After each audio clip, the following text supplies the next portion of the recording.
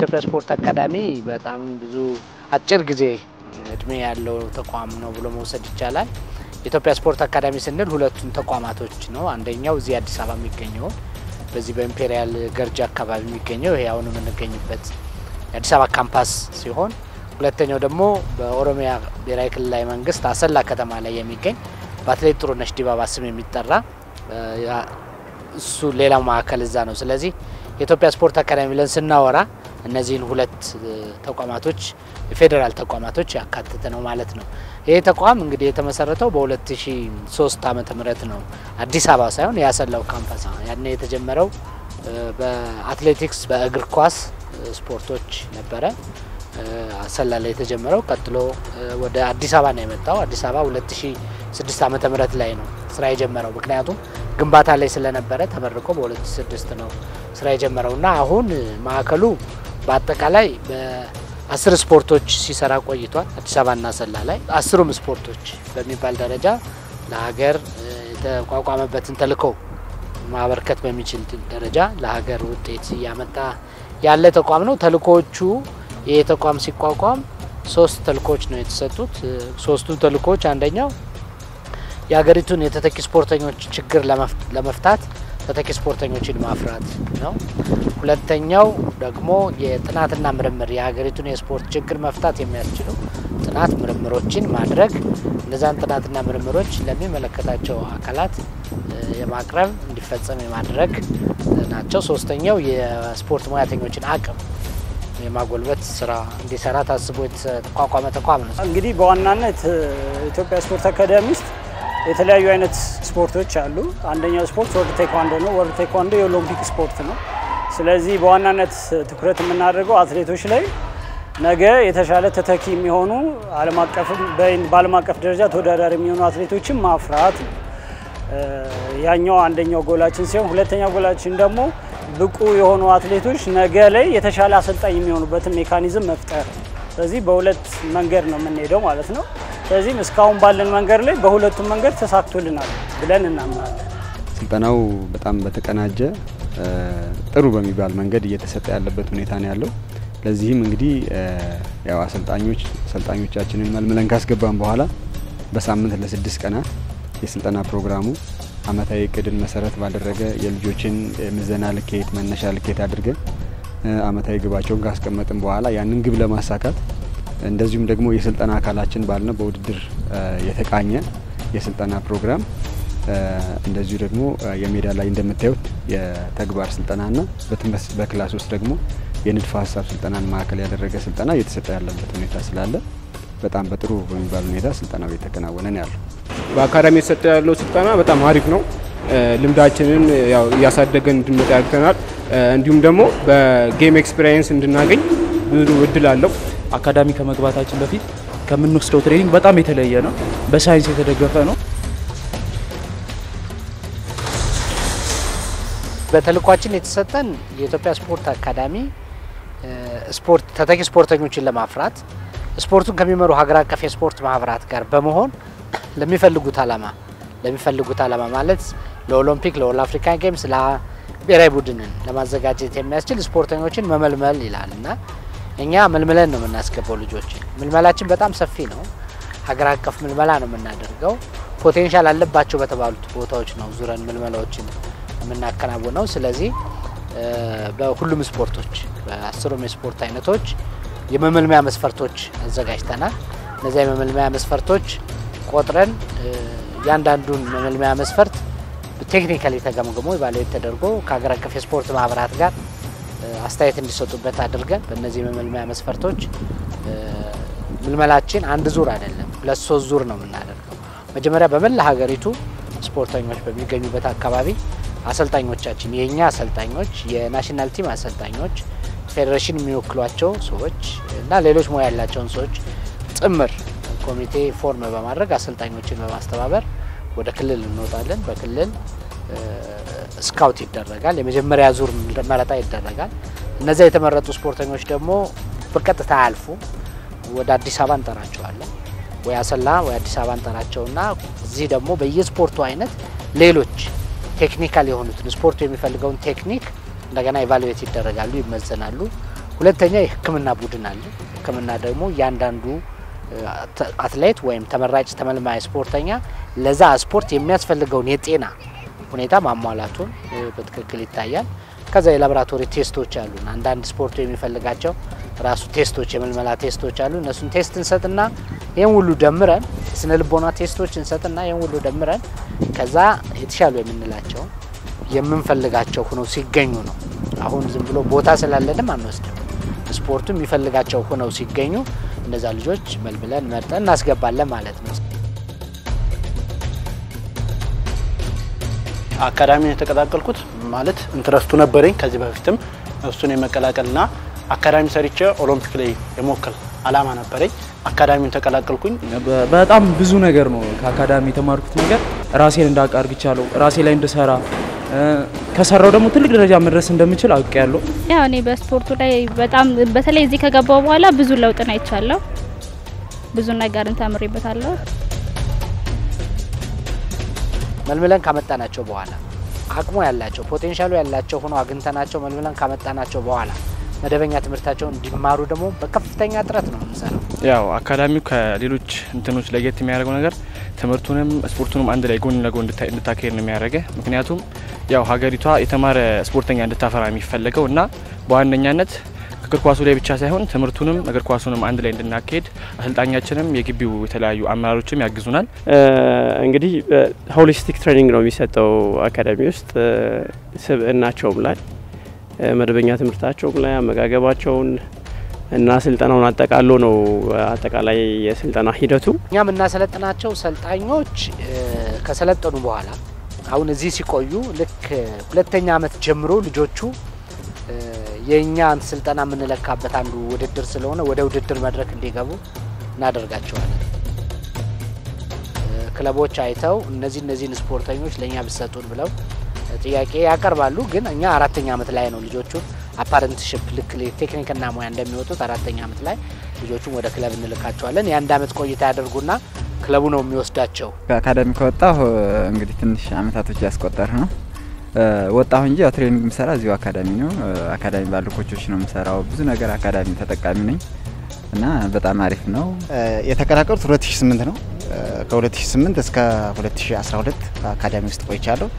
አካዳሚ የነበረኝ ቆይታ በጣም ደስ የሚል ነው። እስካሁን ድረስ ለቆየሁበትም አስተዋጽኦ ከጀርባዬ ያለሱ ነው።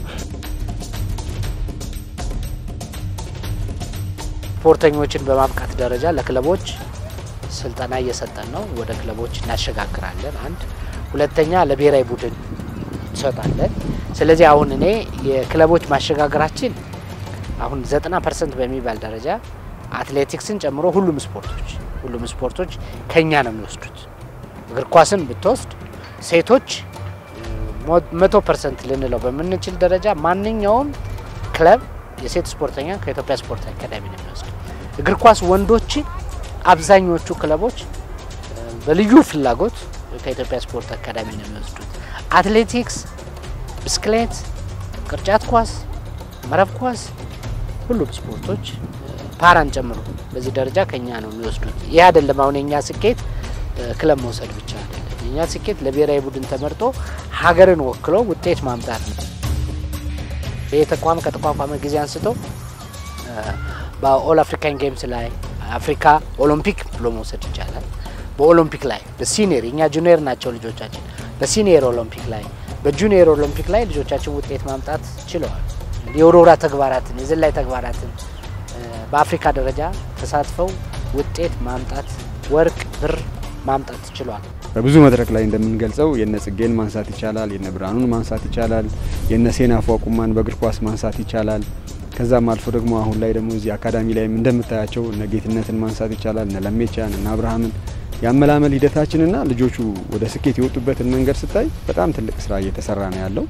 ስለዚህ ወደፊት መታገዝ ከተቻለ በደንብ ይሄ ተቋም ከስር የሚያግዘው ነገር ካለ በርካታ ልጆችን ማውጣት ላይ አይቸገርም።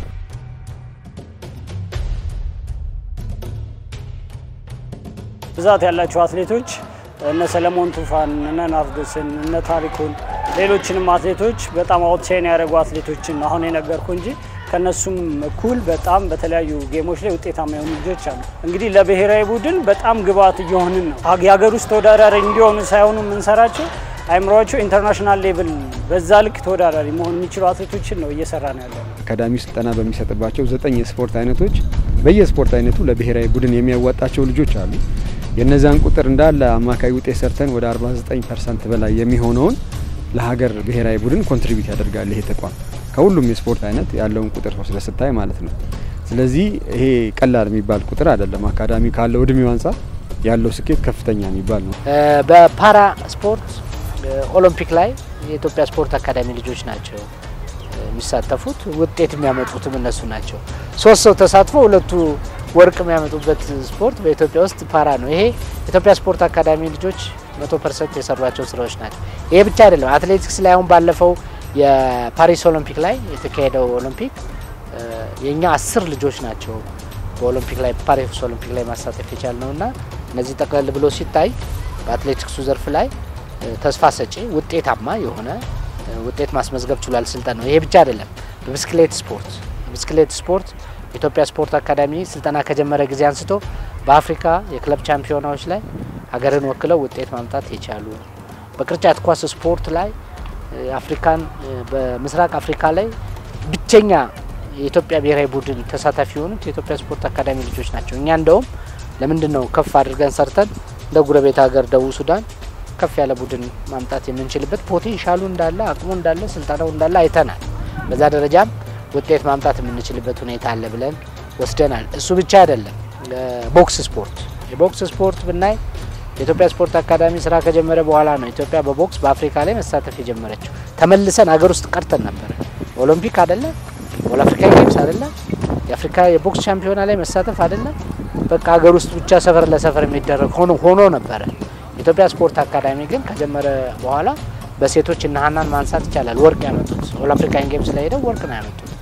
እንደሻው ማንሳት ይቻላል፣ ሌሎችንም ማንሳት ይቻላል። አሁን የቦክስ ስፖርት የተነቃቃው የኢትዮጵያ ስፖርት አካዳሚ አሰልጥኖ ያወጣቸው ልጆች በየክለቡ እየተገኙ የሚያደርጓቸው ስልጠናዎች ውድድሮች ናቸው።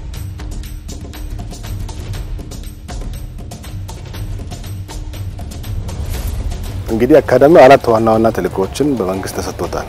በህግም በአዋጅም የወጣው 4 ዋና ተልእኮች ተሰጥቶት ነው። አንደኛ ከስፖርት ልማት አኳያ ስራዎችን መስራት ነው። ስፖርትን ሳይንሳዊ በሆነ መንገድ ስፖርተኛን የማብቃት ሁኔታዎችን መስራት አለበት። ሁለተኛ ምርምርን ማካሄድ ነው። እንግዲህ እስካሁን በርካታ ምርምሮች ተካሂደዋል።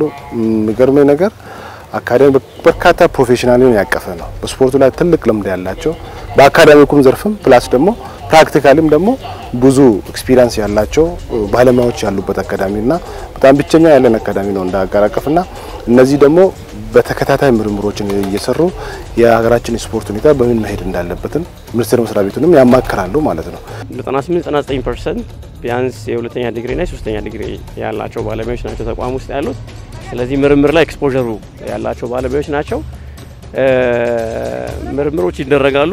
ተጠንተው ግን ደግሞ ፕራክቲካሊ ሜዳ ላይ አሁን ባለን ማቴሪያል እና የሰው ኃይል መተግበር የሚችሉት ነገር እየተገበሩ ነው ማለት ነው።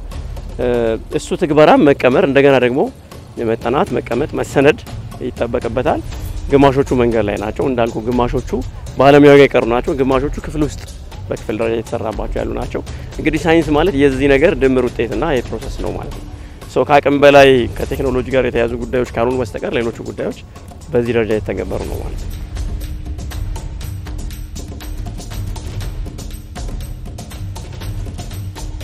ኢትዮጵያ ስፖርት አካዳሚ የመንግስት ተቋም ነው። መንግስት ደግሞ የራሱ የሆነ የመንግስት አሰራር አለው።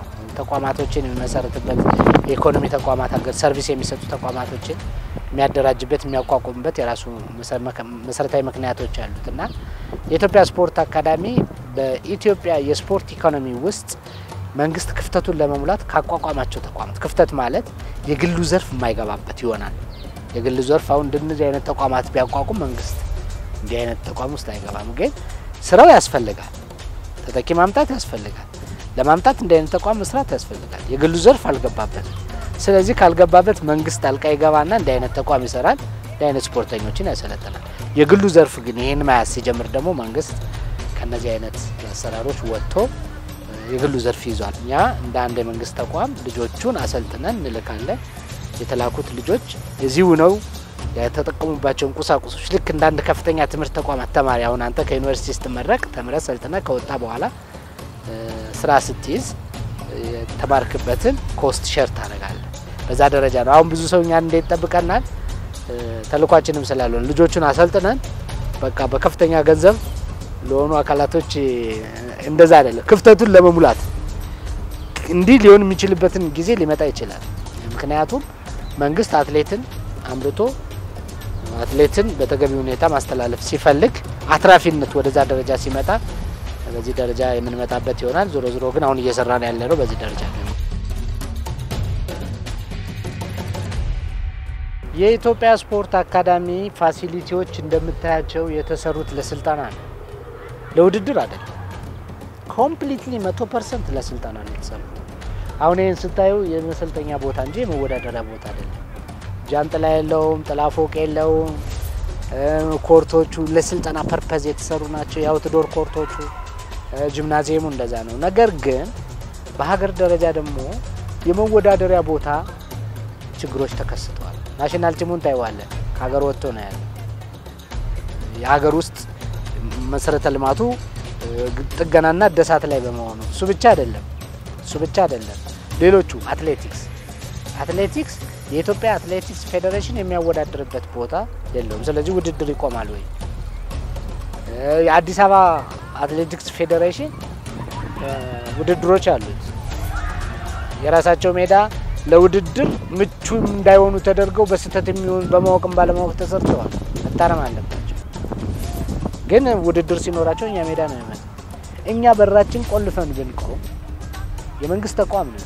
በራችን ቆልፈን ብንቆም ስፖርቱን ማገዝ ሳይሆን ስፖርቱን ደግሞ ማድከም እንደሆነ ይሰማናል። ኃላፊነትም አለብን። እኛ ለስልጣና ልንጠቀምበት ይገባ የነበረው በውድድር ምክንያት እንደምታዩ ትራክ ላስቲየር ነው ያስጠገነው። ግን ጧት መተብታዩ ዓለም አቀፍ ውድድር ያላችሁ ትልልቅ አትሌቶች የት ይውደቁ ይመጣሉ። እኛ ጋር ነው ጩኸት ነው። አይተን እንዳላየን ነው የምንፈቅደው። ሰራሉ እዛም ሄደው ኢትዮጵያን ነው የሚያስጠሩት። በዚህ ምክንያት ግን በችግሩ በጊዜ መፈታት አለበት። የሚመለከተው አካል እነዚህን ችግሮች ለቅሞ ይፍታ። ፍጥነትን ስንለካ ማኑዋሊ ነው፣ በስቶፖች ነው ምንለካው። ግን በሴንሰር የሚሰሩ ማቴሪያሎች አሉ። ሪል ሪዛልት እንድናገኝ የበለጠ ሪል ሪዛልት እንድናገኝ ያ በርግጥ በሁለት በሶስት ስቶፖች በሁለት በሶስት ሙከራ ነው የምንሰራው። ግን ከዚህ በላይ ፐርፌክት የሚሆነው በሴንሰር የሚሰሩ ማቴሪያሎች አሉ፣ በሱ ነው። ከዛ አሁን እግር ኳስ እንደምታውቀው በዘመናዊ እግር ኳስ በተለይም ከአካል ብቃት ጋር የተያዙ ጉዳዮች ከኳስ ጋር ቢሰሩ ይመከራል። ከእንቅስቃሴ ጋር በትክክልም ሜዳው ላይ የሚተገበሩት እሱን ስለሆነ ስለዚህ በስሞል ሳይድድ ጌም የሚሆን በሚድ ሳይድድ ጌም በፉል ሳይዝ ጌምም ከቨር የሚያደርጉትን ዲስታንስ ምናምን እንድናውቅ የሚረዱ ማቴሪያሎች አሉ። ሞሽን አናሊሲስ፣ ካታፑልት፣ ሌሎችም ይሄን መሰል መሳሪያዎች አሉና እነሱ ነገሮች ቢሟሉ የስፖርት መሰረተ ልማቶች ዓለም በደረሰበት ደረጃ መሆን አለባቸው። በቴክኖሎጂ መታገዝ አለባቸው እና እኛ አሁን በሚቀጥሉት አመታቶች ለማድረግ ያሰብነው የስልጠና ቦታዎቻችን አንደኛ አይቲን በመጠቀም ዲጂታላይዝ በማድረግ ስልጠናዎቻችን ማዘመን እቅዳለን። ይሄን እቅድ ያው እየሰራን እንገኛለን። ሁለተኛ መሰረተ ልማቶችን በተለያዩ ቴክኖሎጂ በካሜራ በተለያዩ ኮምፒውተራይዝ በማድረግ ስልጠናዎቻችን ትሬኒንጎቻችን ክትትል ለማድረግ አስበናል። ይሄንን በቀጣይ አስፋፍተን የምንሰራ ይሆናል።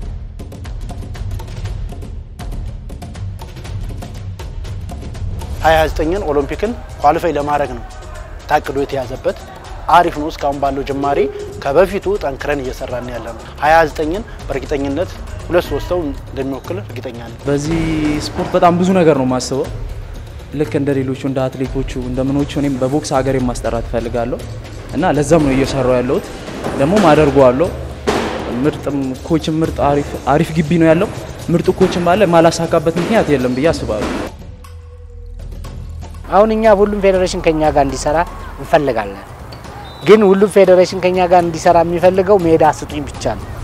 በዋናነት ከኛ ጋር እንዲሰሩ የምንፈልገው ግን አንደኛ በልጆች ምልመላ ላይ እኛ ጋር እንዲሰሩ እንፈልጋለን። ሁለተኛ ስልጠና ላይ መስራት አለ። እነሱ የሚፈልጉት ምን አይነት ቴክኒክ እንዲሰጥላቸው ነው፣ ምን አይነት ታክቲክ እንዲሰጥ። ስለ ስልጠና በደንብ ማወቅ አለባቸው። እቅዱ እንዴት ነው የሚጣለው፣ አብረን መጣል አለብን። ሶስተኛ ፌዴሬሽኖች ጋር መስራት የምንፈልገው በውድድር ላይ ውድድር ፌዴሬሽኖች እንዲሰሩ የምትፈልጋለህ ብትለኝ ክለብ እንዲኖራቸው እንዲሰሩ ፈልጋለሁ። ከኛ የሚወጡ ልጆች የት ይግቡ? አሰለጠን ወይ የኢትዮጵያ ስፖርት አካዳሚ ክለብ የማቋቋም ኃላፊነት የለው ማንዴት የለን አናቋቁም። ክለብ የማቋቋም ኃላፊነት ያለው ማን ነው? ፌዴሬሽኖች ናቸው። ክለብ የላቸውም። ፓራ ኦሎምፒክ የሚባለው ኢትዮጵያ ፓራ ኦሎምፒክ 8 አመት ልጆች ይዘናል። 4 አመት ማለት ሲገባን ክለብ ስለሌለ የት ይሄዱ ልጆቹ? አሰልጠናናቸዋል። የት ይሄዱ? ውጤት የሚያመጡ ናቸው። ሄደው ኦሎምፒክ ወርቅ ያመጣሉ። ግን ክለብ የለም። ማን ያዛቸው? እኛ ደግሞ ያን የመሸከም አሰልጥነን መጨረስ ነው። የመሰልጠኛ ተቋም ነን። አንዳንዶቹ ስፖርቶች ላይ ጭራሽ ክለቦች ለምሳሌ ውሃዋና አንዱ መሰረታዊ ችግር ክለብ ፌዴሬሽን ጋር መስራት እንፈልገው በአራተኛ ደረጃ የሙያተኛ አቅም ግንባታ ስልጠና በአንድ ፌዴሬሽን ውስጥ ስንት አሰልጣኝ አለ? ስንት ዳኛ አለ? ስንት ኮሚሽነር አለ? ስንት ኢንስትራክተሮች አሉ? ማለት ነው። ይሄ እኔ ፌዴሬሽን ይሄን ያህል ሙያተኛ ፈልጋለሁ ከኢትዮጵያ ስፖርት አካዳሚ ጋር ሆኜ ላሰልጥን ብሎ ወደ ማን መምጣት አለበት? ወደኛ መምጣት አለበት። ይሄ ነው። አዎ እኛ በጀት እንይዛለን፣ ስልጠና ከርከለም እነሱ ጋር እናዘጋጃለን፣ በጋራ መስራት ይቻላል። ግን ይሄ የሆነ አይደለም። ልክ እንደ ሌሎቹ ስፖርቶች ክለብ ቢኖራቸው አትሌቶች ጥሩ ነው። ምክንያቱም ቶሎ ከውድድር አይወጡም፣ ለረጅም ጊዜ ውድድር ውስጥ ይቆያሉ። ግን አሁን ልጆቹም ደግሞ ከዚህ የወጡት ልጆች ምክንያቱም እኛ የኢንተርናሽናል ሰርቲፊኬቶችን የሚያገኙበትን ሚንስ እየፈጠርንላቸው ስለሆነ ከ4 አመት በኋላ ውድድርም እየተወዳደሩ የራሳቸውን ማሰልጠኛ ማዕከል እንዲከፍቱም እናደርጋቸዋለን።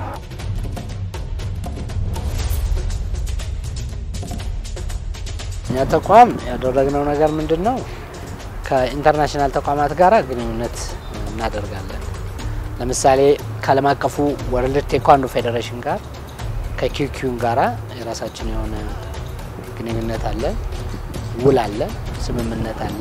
አሰልጣኝ ይልኩልናል፣ ማቴሪያል ይልኩልናል፣ ስልጠና ይሰጡልናል። ለኦሎምፒክ ደረስን እኮ ወርቅ አመጣን እኮ በኦል አፍሪካን ጌምስ፣ በፓሪስ ኦሎምፒክ፣ በቶኪዮ ኦሎምፒክ እኮ ሰሎሞን ቱፋ ውጤት አመጣ። ይሄ የስምምነታችን ውጤት ነው ብሎ መውሰድ ይቻላል። እሱ ብቻ አይደለም፣ ሌሎችም ጉዳዮች አሉ። ሌሎች ጉዳዮቻችን ከሌሎች ፌዴሬሽኖች ስፖርት ተቋማት ጋር ለምሳሌ ስፔን የሚገኙ ተቋማቶች፣ ኬንያ ውስጥ ያሉ ተቋማቶች እንደዚህ የጋራ ባይላተራል አግሪመንት እናደርጋለን። ህንድ የሚገኙ ተቋማቶች ጋራ ስምምነት እያደረግን ነው። ዞሮ በእነዚህ ደረጃ ከፍተኛ የሆነ ግንኙነት እያደረግን ተቋሙን ከፍ ለማድረግ ጥረት እያደረግን እንገኛለን። ከአካዳሚው ትንሽ የሚጎለው ነገር የመስሪያ ቦታችን ነው። እንደምታዩት መስሪያ ቦታችን በጣም ጠባብ ነው እና የራሱ አሁን ለሌሎች ቴኳንዶች የራሳቸው ጂም አላቸው፣ ጥሩ ጂም አላቸው። ለኛም ደግሞ የራሳችን ምርጥ ጂም ያስፈልገናል። እዚህ ጋር እንደምታዩት ሲሚንቶ ነው። አንዴ ከወደቅን አንነሳም። ብዙ ሪስክ አለው እና የራሳችን ቦታ ቢኖርልን በጣም አሪፍ ነው። ሰፋ ያለ ሌላው ማቴሪያሎች ሳኩ ብዛት ቢመጣ በጣም አሪፍ። ሽግግር ስርዓት ያስፈልጋል እና ቅብብሎሽ መኖር አለበት። ከታች ለማማን ማቀበል አለበት። ከዛ ደግሞ ከአካዳሚ ወዴት መሄድ አለበት የሚለው ፓዞ በደንብ ጥርት ብሎ እንዳሰራር እንደ ሀገርም ይሄ ሲስተም መዘርጋት አለበት። ይሄ ውጫዊው ነው። በውስጣዊ ደረጃ ደግሞ መስተካከል አለባቸው ብለን በተለያዩ መድረኮችም ሪኮመንድ ያደረግናቸው ሀሳቦች አሉ። አንደኛ አሰልጣኙን እዚህ ግቢ በምታቆይበት ሰዓት ላይ ለማቆየት ምቹ የሆኑ ሁኔታዎች መኖር አለባቸው። አንዱ ከአመጋገብ ጋር ተያይዞ አመጋገባቸው በደንብ መስተካከል ስላለበት ለአመጋገብ የሚመደበው በጀት መስተካከል አለበት። ከዛም ባለፈ የኪስ ገንዘብ ብለን የምንሰጠው ለአሰልጣኞች እሱ መስተካከል አለበት። ሕክምና አካባቢ ላይ ክፍተቶች አሉብን፣ እነሱን ማስተካከል ያስፈልጋል። ቀጥሎ ያሉት የማዘውተሪያ ስፍራ የቁሳቁስ ጉዳዮች ናቸው። መንግስት ለኢትዮጵያ ስፖርት አካዳሚ በጀት ይመድባል። በጀቱ የካፒታል በጀቶች፣ መደበኛ በጀቶች አሉ። እነዚህን በየጊዜው ራን እናደርጋለን፣ ይሰጠናል፣ ተግባራዊ እናደርጋለን። ግን በቂ አይደለም። አንድ ስፖርተኛ ሳይንሳዊ የሆነ ስልጠና የሚሰለጥነው ከፍተኛ የሆነ የካሎሪ መጠን እያገኘ ነው የሚሰለጥነው። በዚህ መሰረት የኛ ፍጆታችን 68 ብር ነው። የ68 ብር በቂ ስላልሆነ ለመንግስት አቅርበናል። መንግስት አይቶ ያስተካክልናል ብለን ተስፋ እናደርጋለን። እሱ ብቻ አይደለም፣ የስፖርት ቁሳቁሶችንም ለመግዛት ገበያ ላይ ምርቱ አይገኝም። የዋጋ ንረት፣ የዋጋ ውድነት አለ። ይሄ ተደራርቦ በጣም ከፍተኛ የሆነ ችግር አለ።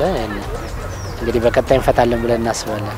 ተልእኮዎቻችን ውስጥ አንዱ የተቋሙ የልቀት ማዕከል ማድረግ ነው። ይሄ ማለት በሀገር ውስጥ ብቻ ሳይሆን በአፍሪካ የተሻለ ተቋም ሆኖ መገኘት ነው። 2023 ላይ ቤስት የአፍሪካ አካዳሚ ለመሆንም እቅድ ይዞ የተንቀሳቀሰ ነው ያለው ማለት ነው። ከዚህ አኳያ በርካታ ስራዎች ይሰራሉ ማለት ነው። አካዳሚው የ10 አመት ጉዞውን ስንመለከተውና እንደ ሰክሰስ የምንወስዳቸው ነገር እንዳለ ሆኖ ግን 2023 ላይ በአፍሪካ ደረጃ የአካዳሚው የት ደርሷል? ለምሳሌ ከፋሲሊቲ አኳያ ችግሮች አሉ። አሁን እዛ ውስጥ ያሉት ላለፉት 10 አመታት የተሰሩ ፋሲሊቲዎች በከፍተኛ ሁኔታ ውድድሮችና የተለያዩ ልምምዶች የሚደረጉበት ስለሆነ አሁን የደከም ያሉበት ያለበት ሁኔታ አለና እነዚህን የማዘመንና ከኛ ሚኒስቴር መስሪያ ቤት ጋርም በጋራ ሆነን የምንሰራበት ይሆናል። ከዚህም ባለፈ በተለይ ከብሔራዊ ቡድናችን ከማዘጋጀት አኳያም የራሱን ድርሻ እንዲወጣ እናደርጋለን ማለት ነው።